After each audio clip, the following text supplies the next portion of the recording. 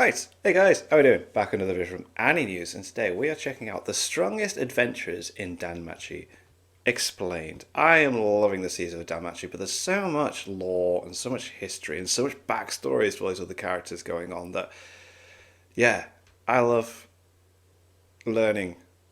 So let's just get into this. The strongest adventurers in DanMachi.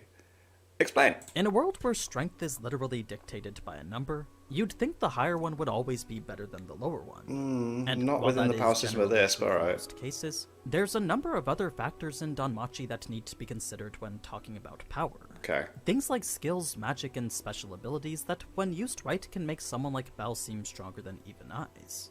Since we're talking about the strongest adventurers in all of Arario, though, unfortunately Belle won't even be mentioned here. Nope. Yes, he does Interesting. have the potential to be the strongest, but But the he isn't focus up there of this yet, video yeah. are the people who already are the strongest. Adventurers who we've seen at some point in the anime already. Cool. I mean, none of these have made an appearance in Season 4, to my knowledge, I think, or have done anything yet, so it would be nice that these are all coming down to save Belle. That would be something cool, but alright. So, while that won't include the canonically confirmed strongest character Albert, we will still talk about the likes of Ottar, Alan, and Finn, as well as the other Sick. upper ranks of Arario's strongest familias. I probably won't get to all of them here, but if you want to see more mini profiles on DanMachi's strongest, Yes. then be sure to leave a like and comment so I know for the future. I want more cut content as well. Yeah. Starting things off with the obvious, aside from the former captains of the Zeus and Hera familia, Okay. Ottar is the only level 7 in all of Arario. And he's so sick, man. He's so sick. Level 7. Looking up at level 7. A force of nature whose stats dwarf even the strongest level 6. Oh, With everything maxed except for magic, Yo. I honestly can't stress enough just how impressive that is. that is. I mean, achieving the S rank alone is extremely difficult, let alone doing it when it's exponentially harder in the higher levels. Yo. Add in the fact that he doesn't have an OP ability like Realis Freeze, and you gotta wonder how much hard work, time, and dedication Ottar needed to reach this level. I mean, it's all physical. The dude's just benching every single second of the day, isn't he? What? Like, if Belle is the standard case of an OP character with a fast track to the top, then Ottar's character would be the exact opposite. Yeah. He didn't have any special abilities accelerating his growth, or the outside factors working in his favor to ensure it happened. No. The only thing Ottar had going for him was a dedication to Freya and years of battle experience. At least a decade of fighting both other familia and monsters in the dungeon. So, to say Ottar's OP just because he's strong right now is actually an insult to all the hard work that he's been through. It's not I mean, he something must I'm going have to talk to. about now, but I do feel you should know his strength stems from becoming the most battle-hardened warrior out there. It's like the stats speak for themselves. That's why I like how, like, when Annie News talks about it, the numbers are there. And you've got the numbers. You've worked for it. Like, they don't lie. So much so that if someone went and performed a feat more incredible than his own, then he himself would set out to do it as well. Now, in terms of what he has going for him, well, aside from the 7 years of stats he's accumulated since reaching level 7, it's only natural he also possessed several development abilities. The unique traits that have a chance of appearing whenever a level up occurs. Alright. So, just like how Belle gained luck and escape, Ottar too earned 5 of his own. 7 if you include the 2 which unlock while using his skills. Cool. It's out of those 5, though, that only 2 are truly defined with how they operate. Hunter is an ability which makes Ottar stronger when fighting against monsters he's already fought before. Oh, Specifically the ones he's defeated and gained Excelia from. that's cool. It's not really that unique of an ability, but the way it's earned is by defeating a large number of monsters in a short period of time, all of which can only be done at level 2.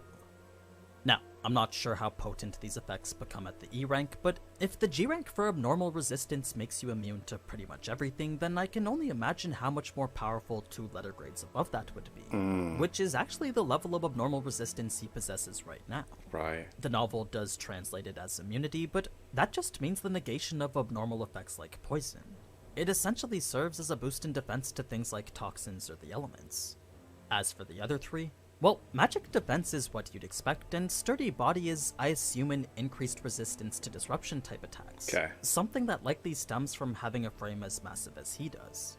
I'm He not is exactly pretty sure what that stacked. final fracture ability does, but as a trait possessed by 3 others specializing in strength, I think it's safe to assume it comes from having immense physical power.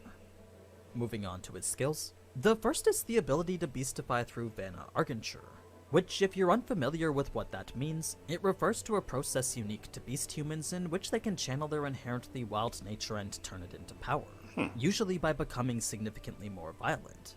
So, the way it works for Ottar is by first activating the skill through some sort of innate trigger, followed by a bestial transformation resulting in a dramatic increase to all his stats.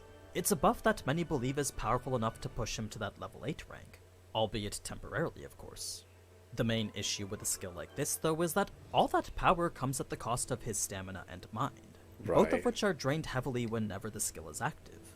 With regards to his other skill now, this is a different temporary boost that buffs his development abilities, all while unlocking access to 2 more that normally wouldn't be available. Jesus, he's got so much going on. So, in addition to a buff proportional to the user's status, Ottar also gains access to heal and spirit heal, the first of which regenerates his health so long as he continues to fight, while the latter regenerates his mind slowly after having used magic. It's a rare ability that only a handful of others possess. Now, aside from his black sword, which was reforged from this to be one of the greatest weapons ever created, his true ability lies within his own power. While yes, he does possess all these skills, abilities, and even magic which I shouldn't talk about, all that are just accessories to the traits that really make him powerful. Why is it going to be spoilery? Is it spoilery? Oh, please. No, actually don't say anything, it's fine. But I'm very intrigued, man, because DanMachi Season 4 is so good. It's like, what goes on next? What happens next when they get out of the floor?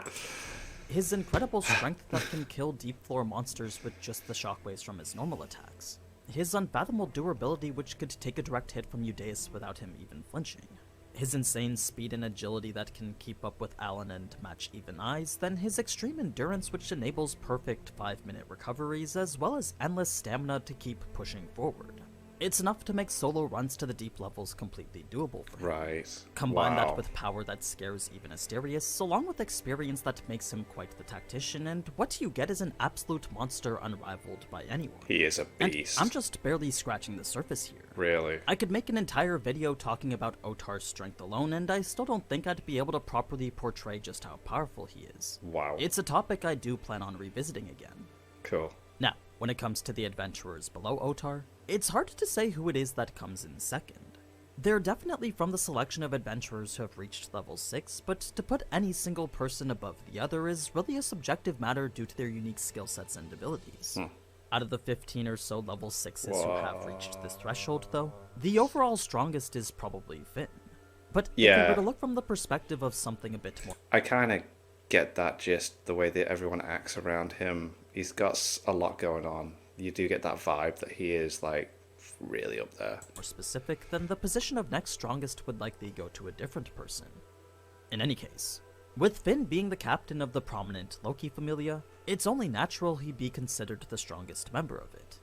That may not be necessarily true, but his combined stats do amount to a sum greater than any of the other members. Damn, dexterity. So, with the well-rounded build specializing in dexterity, Finn possesses both the speed and strength to take on a number of challenges.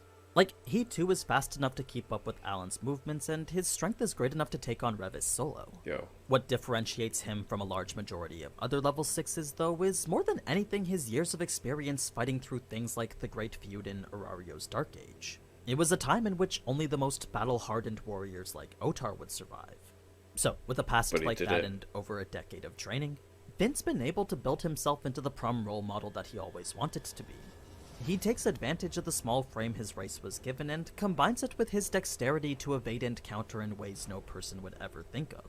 Combine this with his mastery of the 1 or 2 spares he equips in combat, and what that leads to is a flurry of thrusts and sweeps that can easily throw his opponent off balance. It's an unrelenting sequence of attacks that makes countering extremely difficult, especially when Finn is always looking for ways to optimize every aspect of his performance. That looks amazing. Regardless of whether it's direct combat or overseeing a battlefield, Finn is always thinking ahead to determine what's best.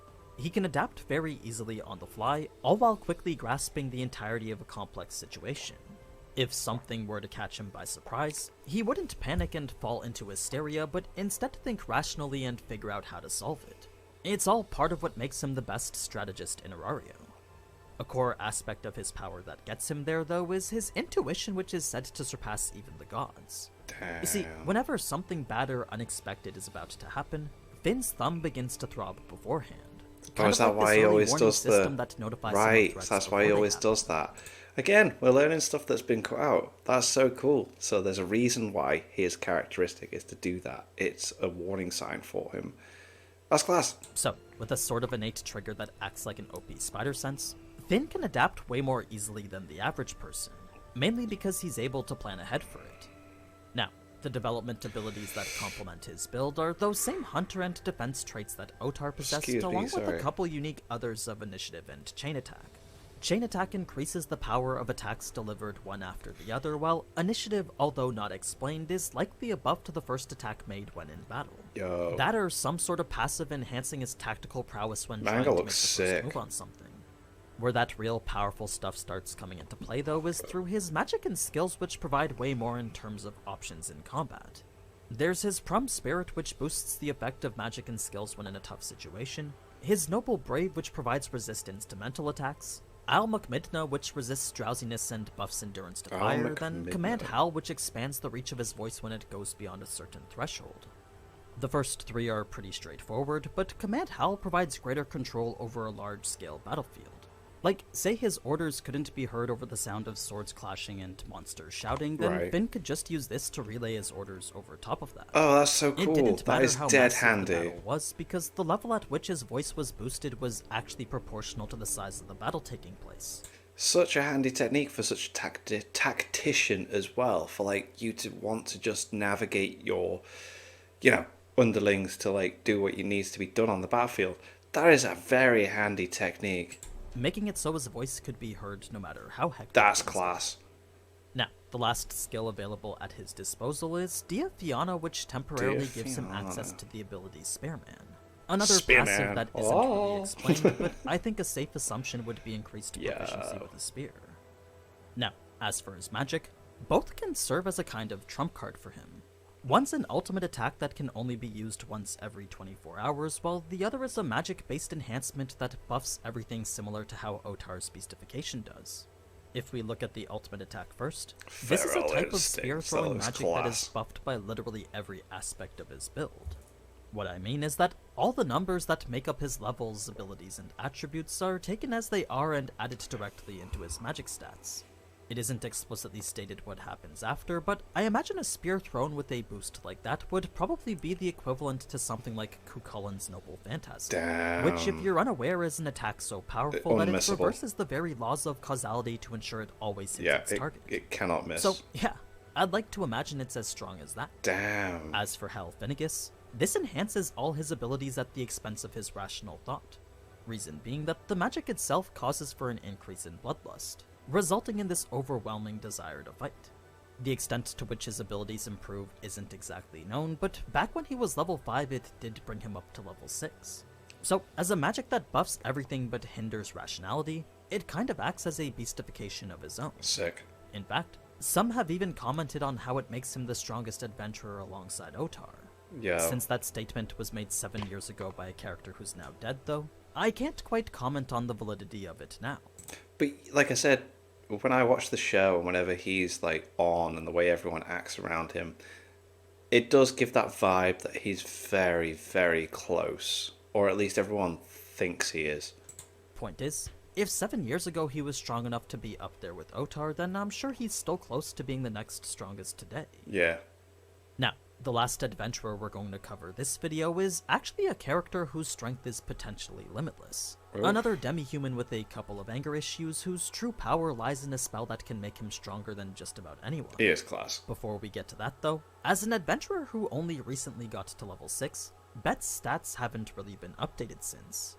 If we look at what they were before though, we can see his specialty lies in agility, making him the fastest runner in the Loki Familia. Yeah. Of course, being one of the only level 6s, it's only natural he also possesses incredible strength and tremendous stamina, enough to be able to push through several injuries without tiring just a little bit.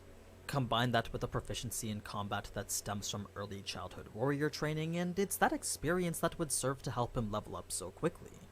So, despite Bete not being present during the Dark Age like Ottar and Finn, he still possessed an incredible sense for hunting which made him thrive in the dungeon, eventually leading to his position as captain in the Vidar Familia. He is now, just a tough like every dude, other like... beast human, Bete can beastify through his own unique skill known as Ulfvedin, Oof. a skill that ties directly to his race as a werewolf, which, as you'd expect, means he can only activate it under The moonlight. moon, right. It's once that condition is met that Bete can then transform into a full-fledged werewolf and, as a result, gain a massive buff to all his abilities. Have we and seen that attributes. in the anime, It also though? I'm not neutralizes sure any if we abnormal have. statuses Have we? currently Am I being an idiot? Let me know. Once again, the exact boost isn't known, but a level 5 Bete was able to use this and beat a level 6 boosted Fryn.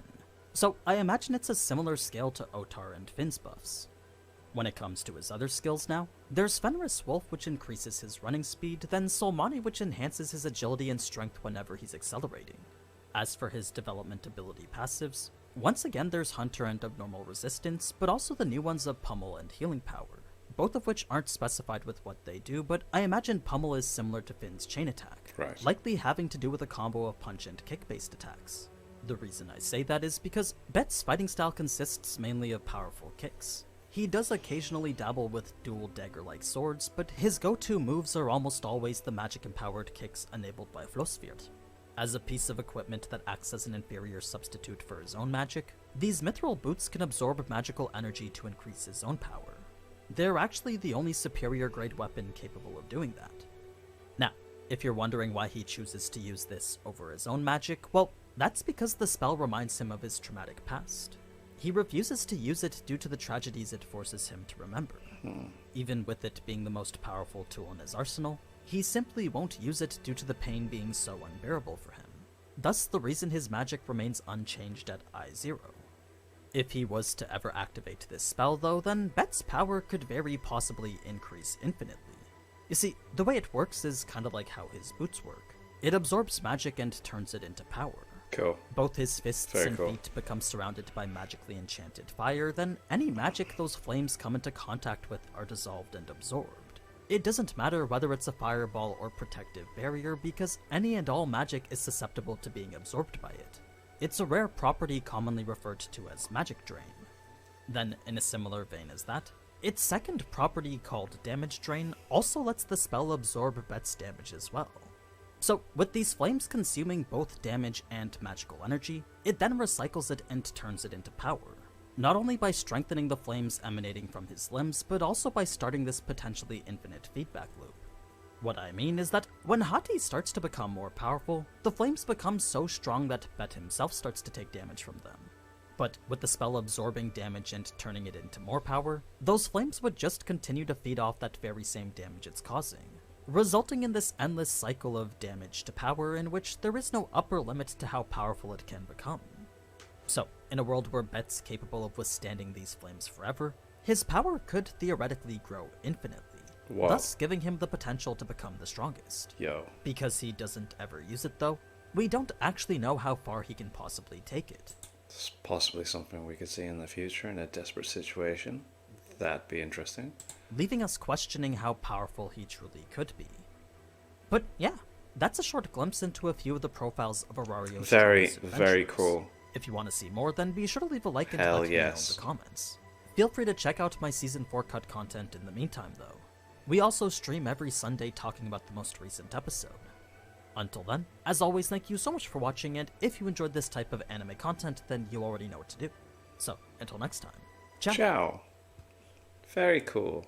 I mean, I was hoping for a cut content video, but it's also cool to have just DanMachi content in general from Anime News. So, very cool. Very good look at the strongest and why they are strong and the stats and that. Love it. Absolutely boss. And thank you to my patrons. If you want to have your name at the end of every video I upload, link in the description of the Patreon page. $1 a month is the last support challenge. Greatly appreciate the guys for that. And thank you all for watching. What do you guys think of that? What do you guys think of this? Click like, subscribe, leave comments down below. Let me know what I should watch us in future videos. I'll see you guys next time.